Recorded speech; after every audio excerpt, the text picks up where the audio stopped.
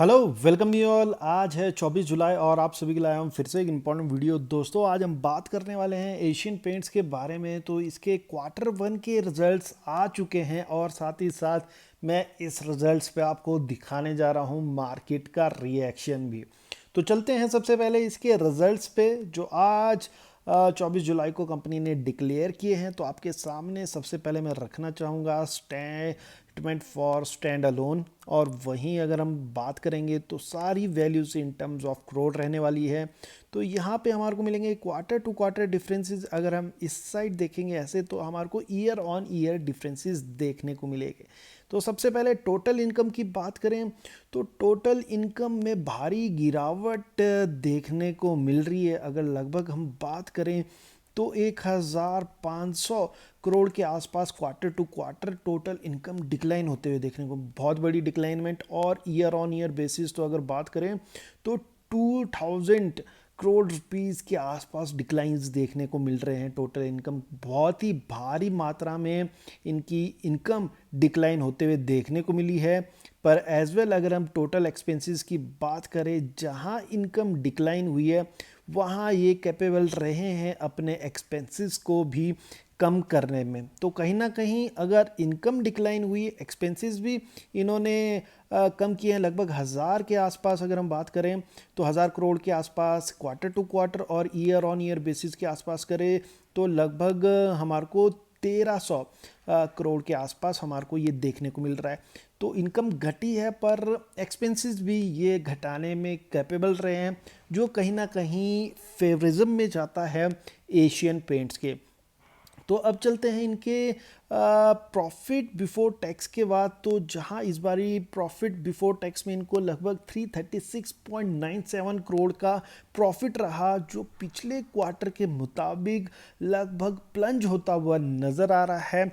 Almost 40% के आसपास अगर हम बात करें तो पिछले क्वार्टर में 616.26 करोड़ के प्रॉफिट थे, और वहीं ईयर ऑन पहले की बात करेंगे 986.31 करोड़ थे। तो ईयर ऑन ईयर बेसिस तो इनके ऑलमोस्ट बहुत ही बड़ा डिक्लाइन देखने को मिल रहा है, लगभग 65% के आसपास इनके प्रॉफिट बिफोर टैक्स में।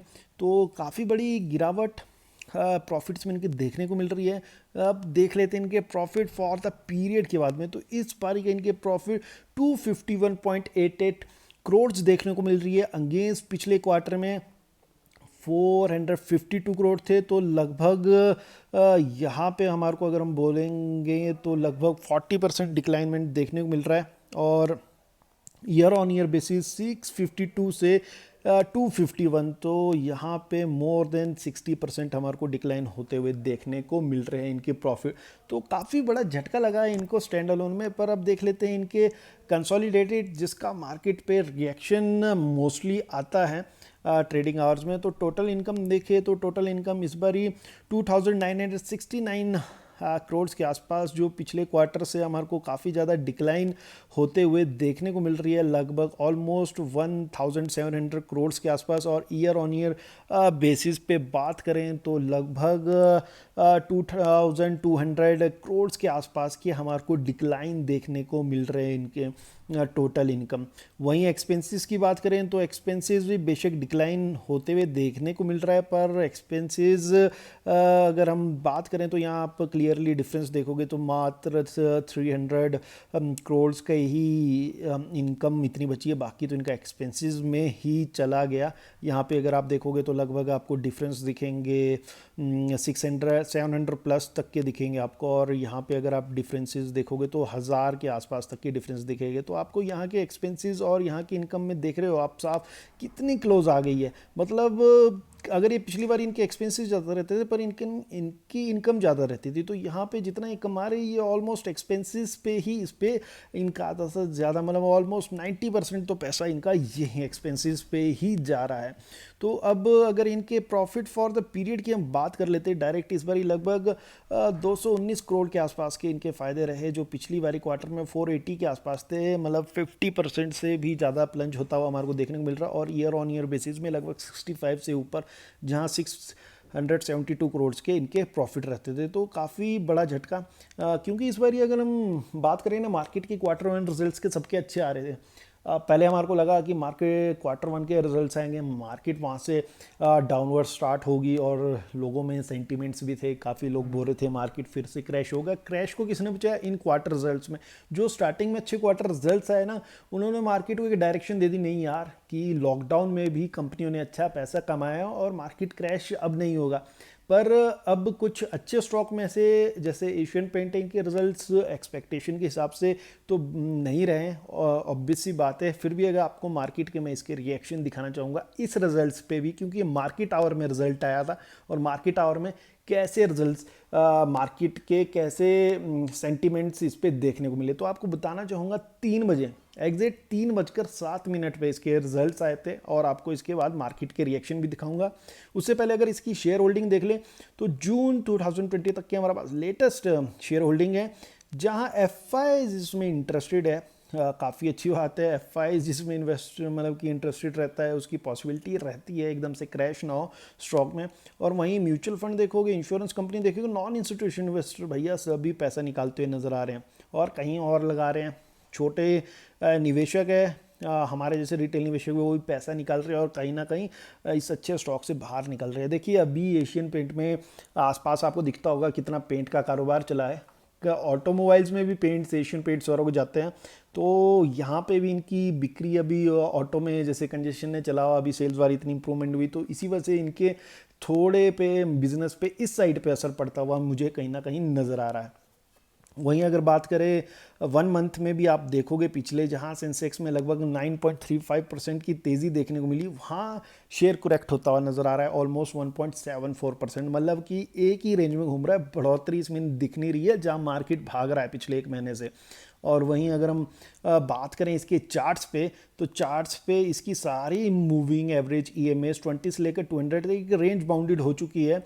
1700 से लेकर अगर हम बात करें 1670 के आसपास ये रेंज, अगर ये जो इसका भाव है 1670, ये अगर इसमें टूटता है और एक दिन इसके नीचे मेंटेन करता है तो भैया इसमें ददा हमारे को देखने को मिल सकता है, वो भी बहुत ही ज़्यादा प्रेशर्स के साथ। एज ऑफ नाउ इसके ऊपर चला है तो हम बोलेंगे अभी तो स्ट्रॉन्ग पोजीशन पे हैं। अब रिजल्ट्स आ चुके हैं और रिजल्ट्स आए थे 3:07 पे, मींस मार्केट का पूरा इस पे मतलब होता है ना, जब एक ट्रेडिंग सेशन में पूरा असर हमारे को रिजल्ट का देखने को मिलता है, कितना ऊपर जाएगा कितना, वो कहीं ना कहीं अभी इसमें बचा हुआ है। तब भी आपको मार्केट के रिएक्शन दिखाऊंगा मैं। तो आज इसमें अगर हम वॉल्यूम्स देखें, अबव दी एवरेज की वॉल्यूम देखने को मिल रही है, रेड बार हमारे को बड़ी सी देखने को मिल रही है, जो इंडिकेट कर रहा है इसमें सेलिंग प्रेशर था। और पर अगर कैंडल को हम देखें, कैंडल हमारे को दिख रही है भैया नीचे तक तो आया था पर बायर्स इसको खींचते हुए ऊपर ले गए।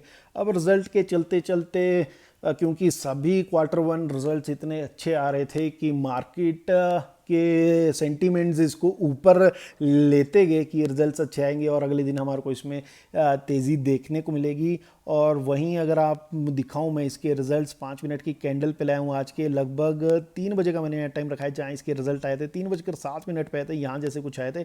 और उसके बाद मार्केट का रिएक्शन देखिए, इन रिजल्ट्स के बावजूद भी शेयर में हमारे को ऑलमोस्ट अच्छी खासी तेज़ी देखने को मिली, जहां इसने लगभग 25 पॉइंट से ज़्यादा कवर होते हुए नजर आए, जबकि रिजल्ट्स ऑलमोस्ट दूसरी साइड देखने को मिले। अब इसमें क्या पॉसिबिलिटीज़ हो सकती है, अब आप देखोगे पिछले दिन की कैंडल अगर आपने देखी होगी, अबव दी एवरेज की कैंडल आपको नीचे दिखेगी ग्रीन कलर की, यहाँ पे जो ये वाली कैंडल है इसका ये आपको कैंडल दिख रही होगी यहाँ पे अबव दी एवरेज कैंडल थी। मतलब जो पोजिशनल ट्रेडर्स होते हैं, बड़े ट्रेडर्स, क्योंकि Q1 रिजल्ट सबके ही ऑलमोस्ट फेयर आ रहे थे, अच्छे आ रहे थे और शेयर अगले दिन भाग भी रहे थे, सभी के सभी भाग रहे थे, अपर सर्किट लग रहा था कईयों में। तो वहीं इसमें यहाँ पे इन्होंने कहीं ना कहीं पहले ही पोजीशन बना दी थी कल, और आज इसमें जब ये ड्रैग हुआ तो इसको ऊपर खींच के ले गए, रिजल्ट्स के टाइम भी ऊपर खींच के ले गए कि भई अपनी पोजीशंस जो इन्होंने अगर कॉल्स ली होगी उसको कहीं ना कहीं ये क्लोज कर पाए, और कल जो मार्केट का ओपन होता है 9:15 से 9 बजे के बीच में, उसमें इसका इम्पैक्ट डायरेक्ट ना पड़ जाए। तो हो सकता है आज वो मार्केट में इस एशियन पेंट्स को खींचते हुए ऊपर को ले गए हैं अपनी पोजीशन क्लोज करने के लिए, और कल एक्चुअल में हमारे को इसमें देखने को मिल सकता है ये किस तरफ को जाएगा। तो एज ऑफ नाउ अगर इसके चार्ट्स हम क्लियरली देखें तो एशियन पेंट एक रेंज बाउंडेड में चला हुआ, ये आपको मैं काफ़ी पहले भी बता चुका हूँ, ये इस रेंज को तोड़ ही नहीं पा रहा है। रिजल्ट्स भी आए, आज इसके नीचे भी बना था पर इसको खींचते ऊपर ले गए, क्लोजिंग अब इसने और इसके बीच में दे दी है। जब भी इसने इसको कहीं ना कहीं ब्रेकआउट करने की कोशिश की है वहाँ से इसमें रिवर्सल हो जाता है, ऊपर से हमारे को सेलिंग प्रेशर देखने को मिलता है और नीचे से इसमें बाइंग प्रेशर देखने को मिलता है। मतलब कि कहीं ना कहीं रिजल्ट से पहले इसमें पोजीशंस भी बहुत बनाई गई है जो आज इसको नीचे से ऊपर खींच के ले गए, और कल इसमें हमारे को प्रॉपर ही कहीं ना कहीं सेंटीमेंट दिख जाएगा कि ये ऊपर को निकलेगा।